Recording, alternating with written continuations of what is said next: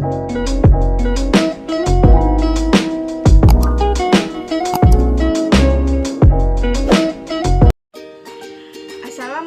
warahmatullahi wabarakatuh. Halo guys, kembali lagi bersama Dea. Perkenalkan, nama saya Dea Nokta Ramadeni, NPM A1G022116 dari kelas 1C Program Studi Pendidikan Guru Sekolah Dasar Fakultas Keguruan dan Ilmu Pendidikan Universitas Bengkulu.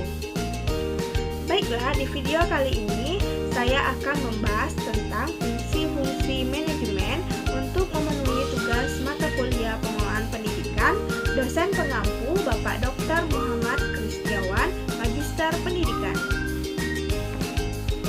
Tanpa berlama-lama, kita langsung saja masuk ke pokok-pokok pembahasan materi.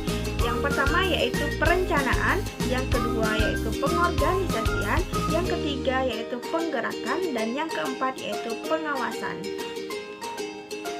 Sebelumnya, ada yang tahu belum apa sih fungsi-fungsi dari manajemen? Yang pertama yaitu perencanaan. Fungsi perencanaan adalah sebagai pedoman, pelaksanaan, dan pengendalian, menentukan strategi pelaksanaan kegiatan, menentukan tujuan atau kerangka tindakan untuk mencapai tujuan tertentu.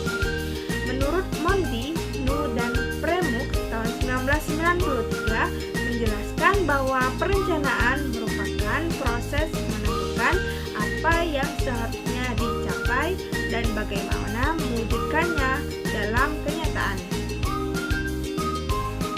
Adapun langkah-langkah dalam perencanaan menurut Asmendri tahun 2012. Yang pertama yaitu menentukan dan merumuskan tujuan yang hendak dicapai. Yang kedua, meneliti masalah atau pekerjaan yang akan dilakukan. Yang ketiga, mengumpulkan data atau informasi-informasi yang diperlukan. Yang keempat, menentukan tahap-tahap atau rangkaian tindakan. Dan yang kelima, merumuskan bagaimana masalah-masalah itu akan dipecahkan dan bagaimana pekerjaan itu akan diselesaikan. Selanjutnya, syarat-syarat perencanaan menurut Asmendri tahun 2012.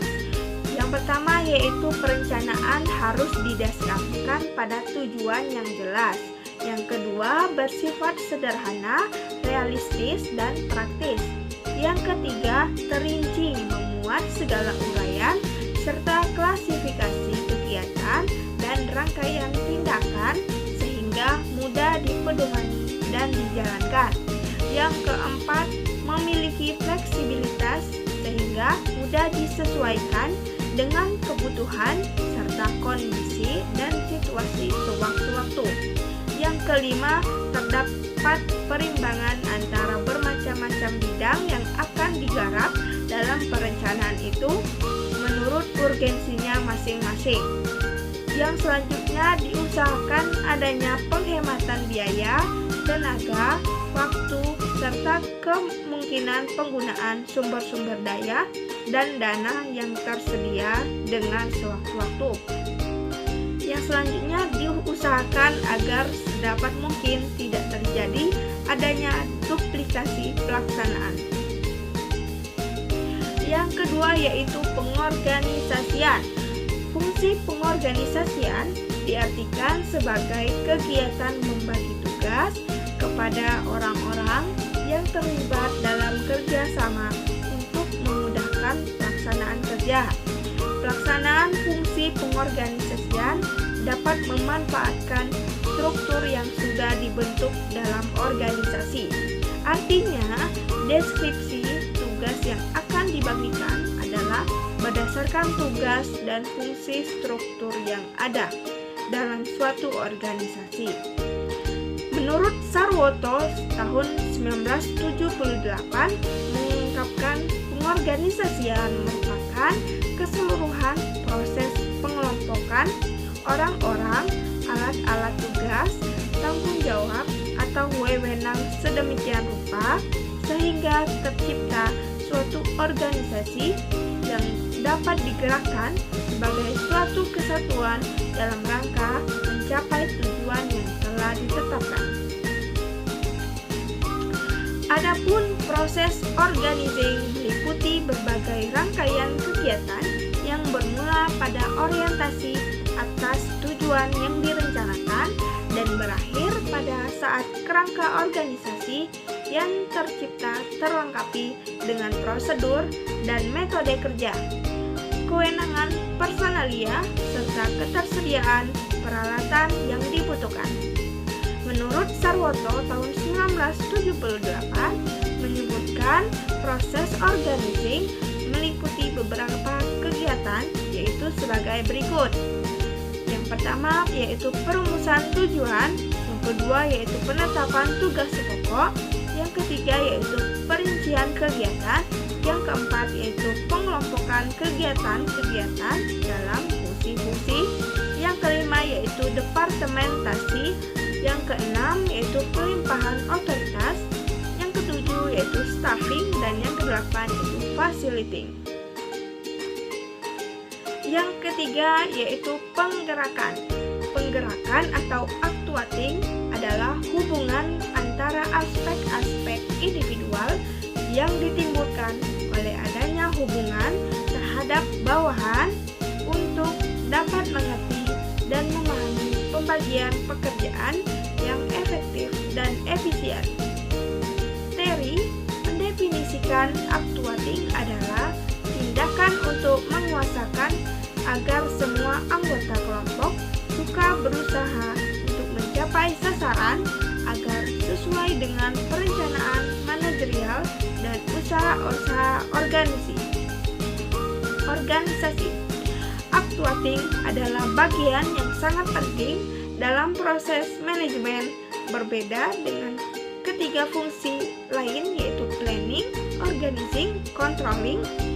Actuating dianggap sebagai intisari manajemen. Terry menyatakan bahwa sukses dalam manajemen sebagian dipengaruhi oleh beberapa hal yaitu mendapatkan orang-orang yang cakap, mengatakan kepada mereka apa yang hendak dicapai, dan bagaimana cara mengerjakan apa yang kita inginkan. Selanjutnya memberikan otoritas kepada mereka, dan terakhir menginspirasi mereka dengan kepercayaan untuk mencapai sasaran. Pokok pembahasan yang terakhir yaitu tentang pengawasan. Pengawasan adalah proses penentuan apa yang dicapai. Tujuan pengawasan menurut konsep sistem adalah membantu mempertahankan hasil atau output yang sesuai dengan syarat-syarat sistem. Artinya, dengan melakukan kerja pengawasan, diharapkan dapat mencapai kualitas produk organisasi berdasarkan perencanaan yang telah ditetapkan, sehingga konsumen atau stakeholders menjadi puas. Agar kegiatan pengawasan berjalan efektif, dapat dilakukan melalui 3 tahapan kegiatan, yaitu yang pertama, tahapan penetapan alat pengukur atau standar. Yang kedua, yaitu tahapan mengadakan penilaian atau evaluasi. Dan yang ketiga, mengadakan tindakan perbaikan. Siagian tahun 1986 berpendapat bahwa sasaran pengawasan adalah untuk menjamin hal-hal berikut. Yang A, kebijakan dan strategi yang telah ditetapkan terselenggara sesuai dengan jiwa dan semangat kebijaksanaan dan strategi dimaksud. Yang B, anggaran yang tersedia untuk menghidupi berbagai kegiatan organisasi benar-benar dipergunakan untuk melakukan kegiatan tersebut secara efektif dan efisien. Yang C, para anggota organisasi benar-benar berorientasi pada berlangsungnya hidup dan kemajuan organisasi, bukan kepentingan individu. Yang D, penyediaan dan pemanfaatan sarana dan prasarana sehingga memperoleh hasil kerja yang memuaskan. Yang E, standar mutu hasil pekerjaan terpenuhi semaksimal mungkin. Yang F, prosedur kerja ditaati oleh semua pihak. Selain pendapat tersebut di atas, menurut Manulang tahun 1987, fungsi manajemen terdiri atas 1. Forecasting, 2. Planning termasuk budgeting, yang ketiga yaitu organizing, yang keempat yaitu staffing atau assembling resources, yang kelima yaitu direction and commanding, yang keenam yaitu leading, yang ketujuh yaitu coordinating, yang kedelapan yaitu motivating, yang kesembilan yaitu controlling, dan yang kesepuluh yaitu reporting. Mungkin itu saja pembahasan materi dari saya. Lebih dari kurangnya saya mohon maaf. Wassalamualaikum warahmatullahi wabarakatuh. Terima kasih semuanya. Sampai jumpa di video selanjutnya.